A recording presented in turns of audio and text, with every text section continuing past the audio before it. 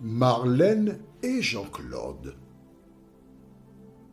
te présentent pour 2026 la série qui s'intitule « Voici, il vient ». Merci pour ta fidélité et que l'Éternel continue de t'éclairer tandis que tu découvres la vérité. C'est toujours avec joie, mais bien sûr que je te retrouve, parce que je prends beaucoup de plaisir à te parler de Jésus, mon divin Sauveur. Nous avons commencé cette série qui s'intitule, « Voici, il vient ». Il, c'est qui? Jésus, c'est lui que j'attends depuis un petit moment, mais je continue de l'attendre. Nous avons vu précédemment, il frappa. Pierre prit son épée et il frappa le serviteur du souverain sacrificateur. Ce geste-là a une grande importance que nous découvrirons aujourd'hui. Notre thème est 12 légions.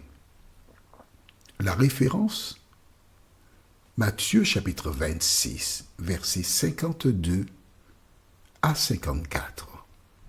Matthieu 26, versets 52 à 54. Avant d'aborder cela, recherchons la présence du Saint-Esprit qui seul conduit dans toute la vérité. Nos Seigneurs, mon Dieu, Créateur des cieux et de la terre, nous venons vers toi encore, car nous croyons que toute chose concourt au bien de celles et ceux qui aiment Dieu. Saint-Esprit, merci de continuer de nous éclairer et que nous puissions comprendre pleinement la parole. Au nom de Jésus et pour ta gloire éternelle. Amen. Rappelle-toi, Pierre a pris son épée, il a frappé le souverain sacrificateur. C'est pas un petit coup, non, il a coupé, il a enlevé l'oreille qui est tombée. Essaie d'imaginer cet homme qui crie. Essaie d'imaginer les autres disciples quand ils ont vu ce mouvement de Pierre, quelles sont les images qui sont venues à son cerveau. C'est une bataille rangée qui s'organise. Je t'explique. En agissant ainsi,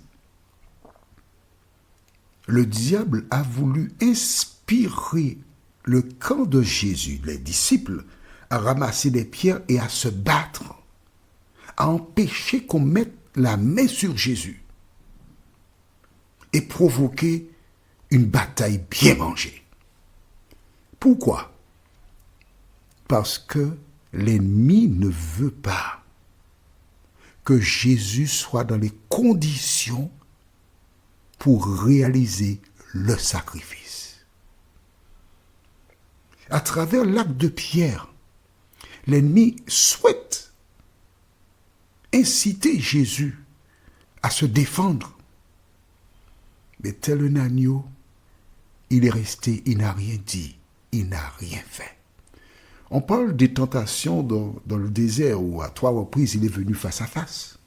Mais à de multiples occasions, l'ennemi s'est battu pour tenter Jésus de différentes manières afin de le disqualifier. Aujourd'hui, l'ennemi s'attaque à toute personne qui représente le royaume de Dieu.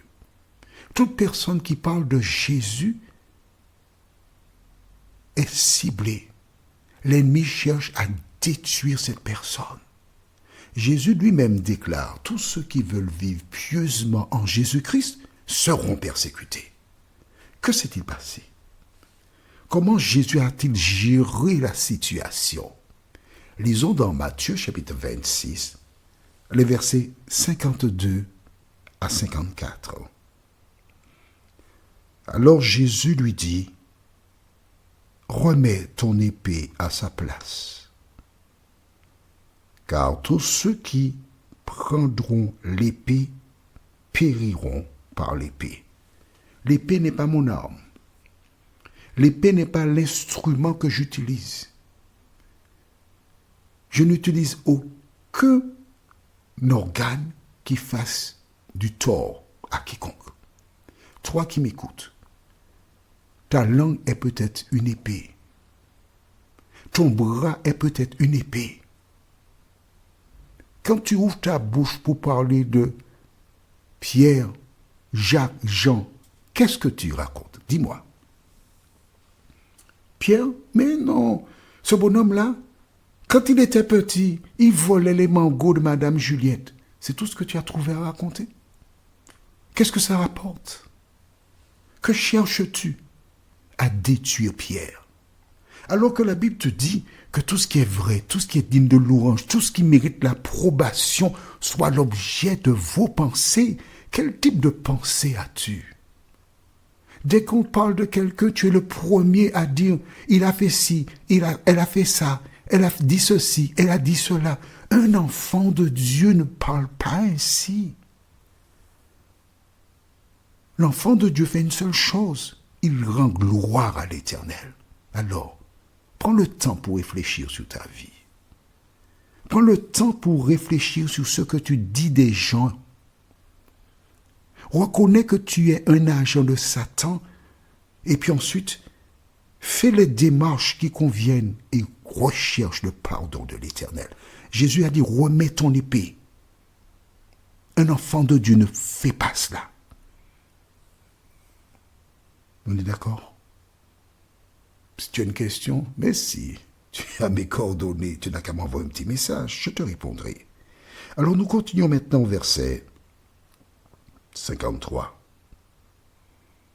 Penses-tu que je ne puisse pas invoquer mon Père, qui me donnerait à l'instant plus de 12 légions d'anges? Pas des combattants, non? Des anges. Est-ce que tu ne penses pas que je pourrais avoir des anges en grand nombre pour me défendre? Oui. Je peux me défendre. Vois-tu, à travers la réponse de Jésus, il nous rappelle un message qu'il avait déjà inspiré à son serviteur Moïse. À quel moment? Rappelle-toi. Quand les enfants d'Israël laissèrent l'Égypte, ils allaient vers la Canaan terrestre. Ils marchaient. Avec les troupeaux, ça n'allait pas vite. Mais l'ennemi qui désire toujours détruire les enfants de Dieu, que fait-il?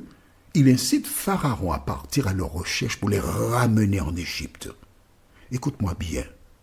Toutes les fois qu'une personne veut laisser le péché et aller à Dieu, l'ennemi envoie des gens pour les ramener dans le péché. Et le peuple se trouve face à la mer Rouge. À droite, il y a les montagnes. Les troupeaux ne vont pas vite parce qu'il y a des petits qui allaitent. Et soudain, quelques-uns, au lieu de garder leurs yeux vers l'avenir, se retournent. Vois-tu, une fois que tu as tourné ton dos au monde et que tu avances vers le projet divin, tu dois regarder toujours en avant parce que le passé n'existe plus pour Dieu. Et ces personnes aperçoivent des choses qui brillent en grand nombre et comprennent très vite que ce sont les lances des militaires égyptiens qui brillent par le biais du soleil qui se lève à l'Orient. Oh là là! Ils commencent à crier. Mais Moïse garde son calme et dit, restez en place. N'ayez pas peur. Et regardez la délivrance que l'Éternel vous accordera en ce jour, car les Égyptiens que vous voyez là, vous ne les verrez plus jamais. Je te donne la référence, c'est Exode 14, versets 13 et 14. Vous ne les verrez plus jamais. Il continue en disant, l'Éternel combattra pour vous, et vous gardez le silence. Jésus a fait exactement ce que Moïse fit des siècles plus tôt. Il a gardé son calme. parce qu'il connaissait déjà le projet, la suite. Toi qui m'écoutes en cet instant, on cherche à te dévaliser. On cherche à te nuire, te détruire. C'est seulement lorsque tu lis la parole de Dieu que tu trouves la force. Lorsque tu lis la parole et que tu pries, tu sais comment affronter les épreuves. Parce que Jésus t'a fait une promesse. Je suis avec vous tous les jours jusqu'à la fin du monde. Alors, si par le passé tu as succombé à la tentation de répondre, de te battre, assieds-toi près de Jésus jusqu'à ce qu'il fasse de tes ennemis ton marchepied. La référence pour la prochaine étude qui s'intitule « Tout cela » se trouve dans Matthieu chapitre 26, les versets 55 et 56. En attendant, prions. Notre Seigneur et notre Dieu, nos âmes débordent de joie. Nous te remercions pour la parole qui véritablement nous instruit et nous donne la marche à suivre en fonction des différentes circonstances de cette vie. Merci pour la parole. Seigneur, aide-nous à nous rappeler que l'ennemi de nos âmes cherche par tous les moyens à nous détourner de tous les exemples que tu nous as laissés. Mais par ta grâce, Saint-Esprit, aide-nous à être des auditeurs qui appliquent la parole. Merci de nous aider dans ce sens. Au nom de Jésus et pour ta gloire éternelle. Amen. Que l'Éternel continue de te faire du bien et il me tarde de te retrouver. Nous sommes parvenus au terme de notre réflexion. Si d'aventure tu as une question, il te suffit d'envoyer un message par le biais de WhatsApp au numéro suivant, plus 596 696 88 93 93. Et alors Jean-Claude, moi, je me ferai un réel plaisir de répondre à ta question.